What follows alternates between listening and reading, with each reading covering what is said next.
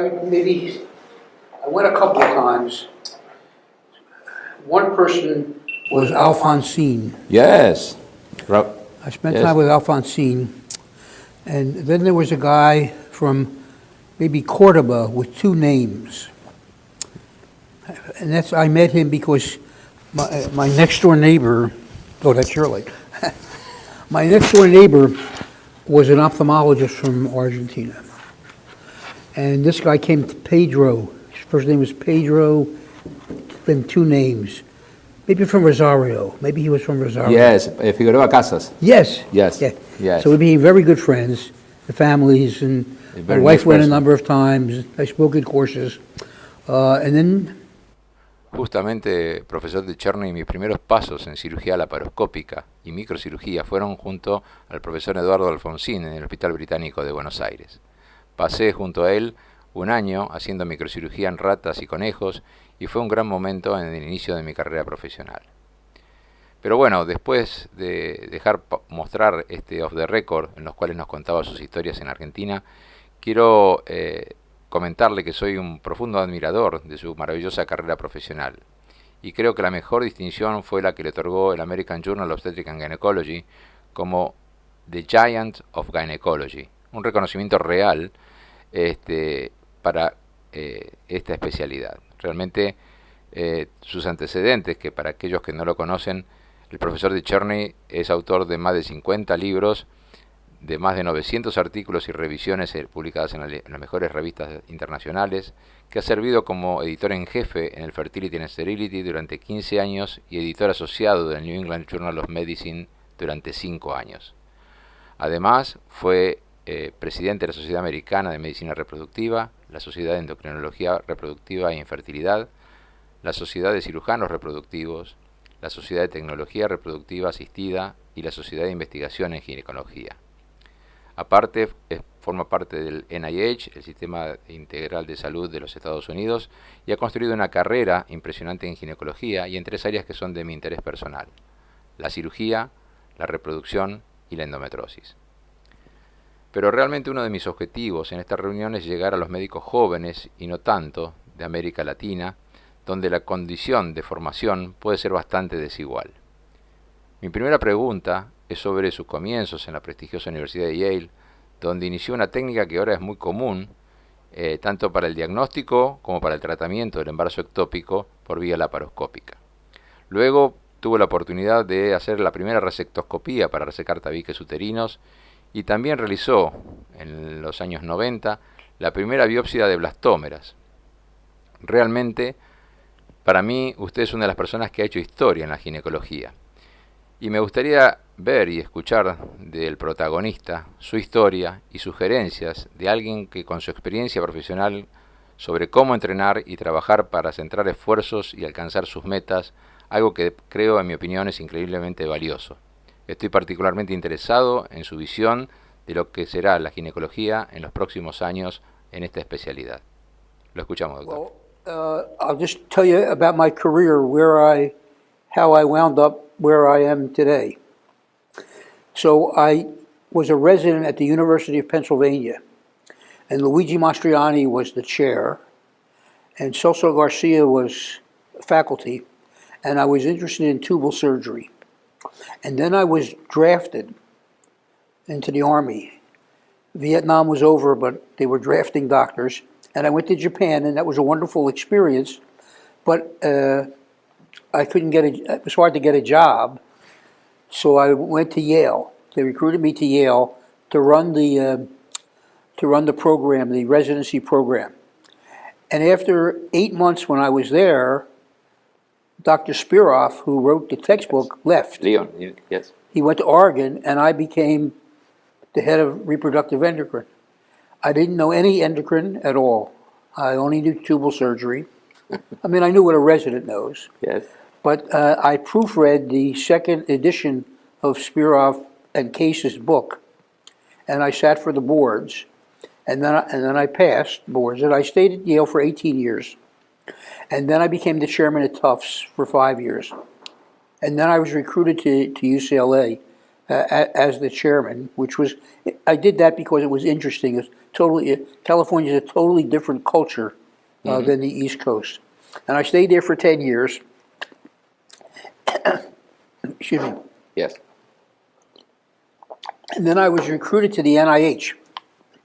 I was a little concerned about going to the NIH because research, and basically I was a clinician, although I did a lot of research, I was a clinician. And I was nervous to go to the NIH, but I'm glad that I did it. It was a wonderful experience.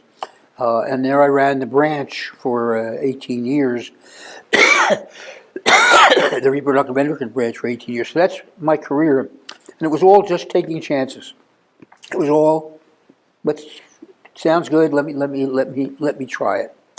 And I'm still working now. I'm working at Jefferson Medical School as a professor.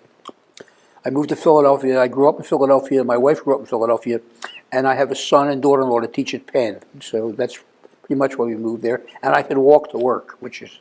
Is more famous. Didi, your wife, is very famous. Yeah, my wife is very famous. So so that's how I wound up there, and I made lots of innovations. But I've been thinking about that. Number one, I couldn't do that now. Now I couldn't do the things that I did. Things are too regulated. Too many bureaucrats looking over your shoulder that know nothing. I started the fertility preservation program, not for patients with cancer, because the people that come to the NIH, people with cancer are very sick. But there are lots of people that come for bone marrow transplants with other diseases. So we did, save their oocytes for them. And there, it took me. It's a known technique. It was nothing to do it. It was what we do. But it took me 6 months because of bureaucrats trying to come up with reasons not to do it. So the ectopic pregnancy, I operated on a patient. But I knew. Oh, so the reason I got interested in ectopic pregnancy is that the story there is we developed a very sensitive pregnancy test, and we followed patients. And the first thing we discovered or described is the titer, that it doubles every 3 days in the first 6 weeks, and then after that. Okay, so then we knew who fell off the curve. And in fact, the first people we laparoscoped, we didn't see the ectopic. We had to go back later because it was too early. And then we looked in and we saw, oh, well, let's do this. So we made a linear salpingostomy and reported that, and it became a management. And so, and the same thing with the ablation of the lining of the endometrium. There was a guy in Detroit that was doing it with the AJOG laser, but it was very slow, and I said, well, let's do this with the resectoscope. So I went and worked with the urologist at Yale for a couple cases, and we did that. So it was a different time. You could try things now. It would be a big deal if you wanted to do something inventive. So that's where I am. Where I am, and I like being creative. So, what's the future? Well, everybody will tell you that the future is not good. But the truth is, I never tell anybody not to be a doctor. I think it's the best. No matter what the future holds, it's still better than anything else. It's interesting. It takes intelligence. You work with people. In fact, I miss. It's coming back now, but I'd rather see a patient face to face than on a Zoom. I think it's much better. Follow-up visits, that's fine, but the first appointment, I like to see the patient. I like to see the patient's husband. Yes, it's real. Recently, asking about how many physicians making the rectovaginal exam, and a few people. Is real your observation? Yeah, the REIs in Philadelphia, they work 2 to 3 days in the clinic and 2 days at home.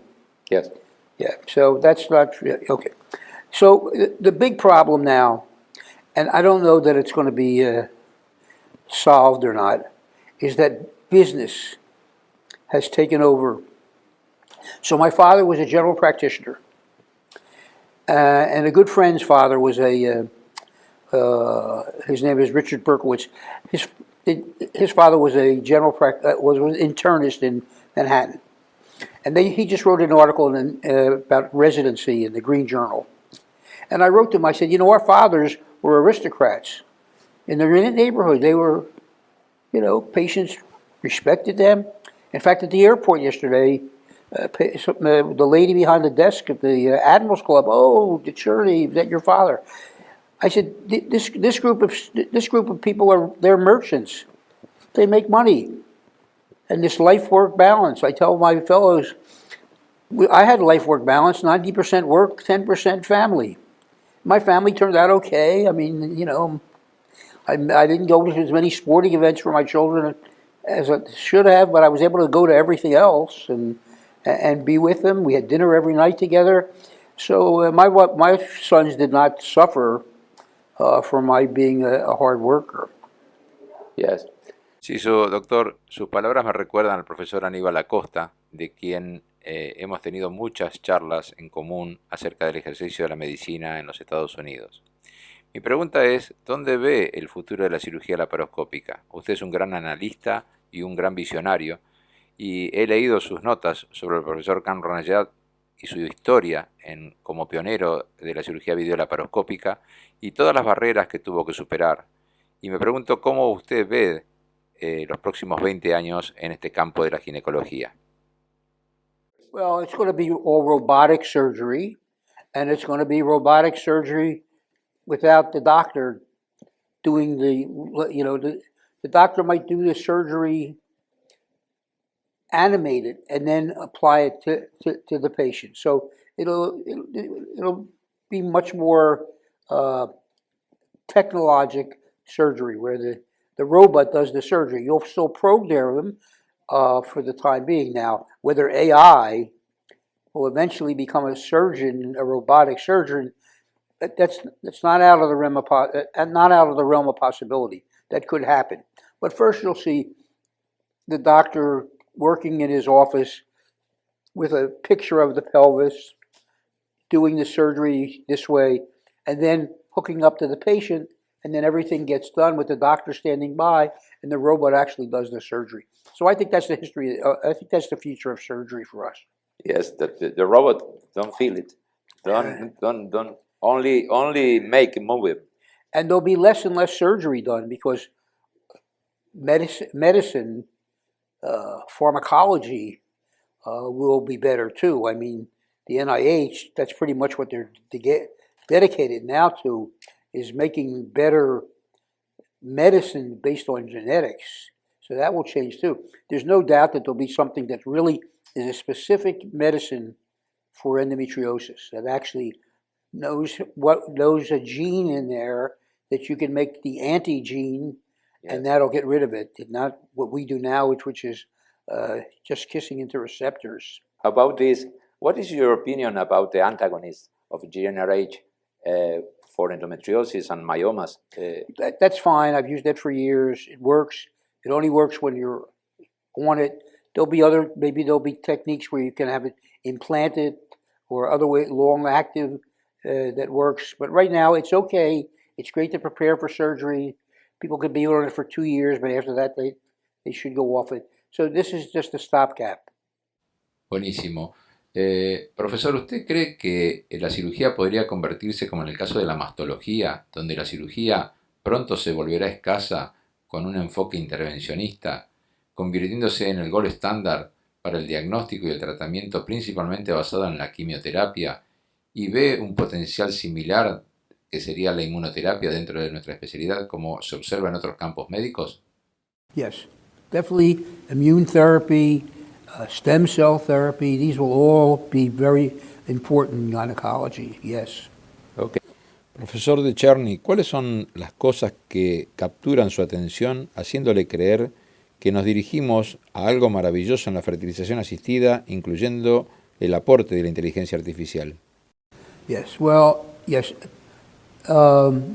IVF will get better and better to a point.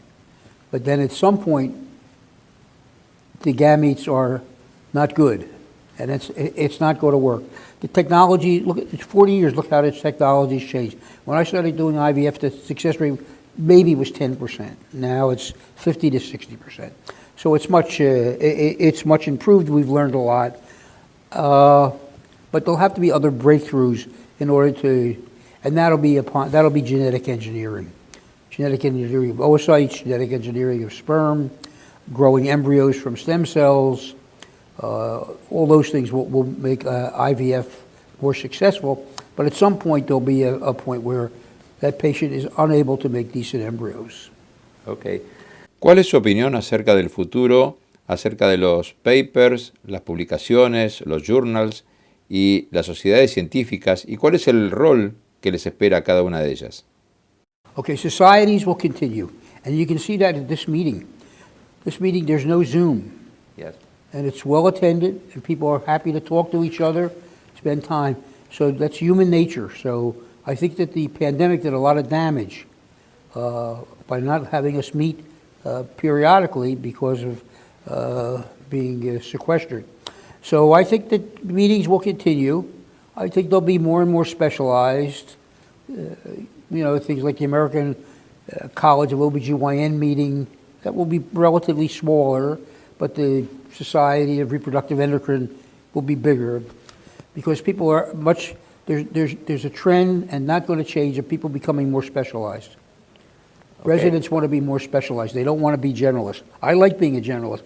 I did regular GYN surgery till 6 months ago. I liked being a generalist as well as a reproductive endocrine. I did OB till 5 years ago. But I think that people become more and more specialized. I think that will happen. And journals will change.